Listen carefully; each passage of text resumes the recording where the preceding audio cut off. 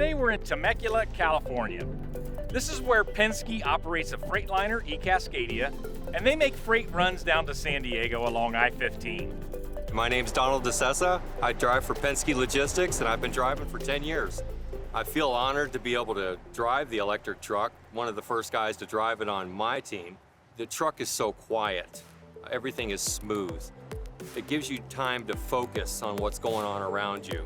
With the diesel trucks, there's rattling, there's driver fatigue, things you don't even know are going on. But as soon as I got in the electric truck, I realized this is the way of the future. This is really the way it's gonna go.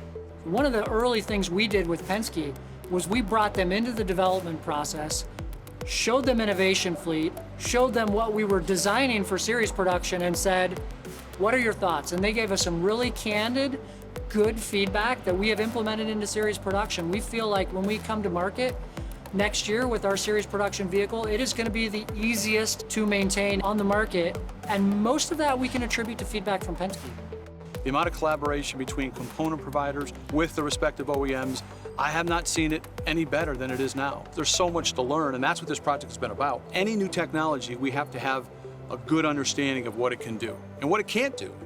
So this is just a normal progression of our learning before we go and educate our field operators, our field salespeople, and then thus our customers that we feel good about the technology, we're ready to make it available for them. Collaboration is the name of the game when it comes to electrification.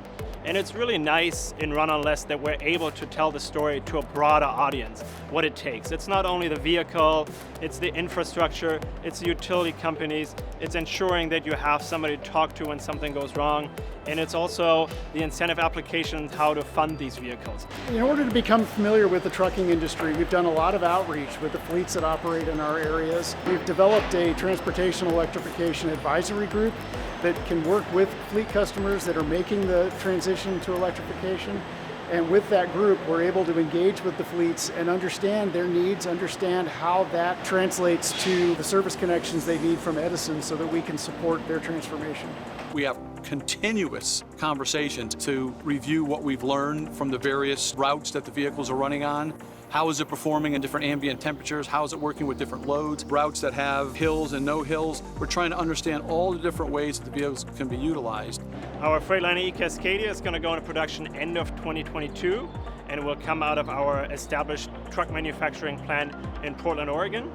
And when we see those vehicles come out of the production base and all the engineering work hours that are in there, it's really exciting to see. The engineers are very excited to have these trucks roll off, because Innovation Fleet was a very novel idea at the time, but our production-ready series product is even more exciting.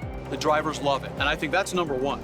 You get drivers in a vehicle that they love driving every day, there's nothing but positives that can come out of that. My day starts at 4 o'clock in the afternoon. We start delivering to anywhere from 8 to 15 different customers. At the end of the day, we end up at a charging port.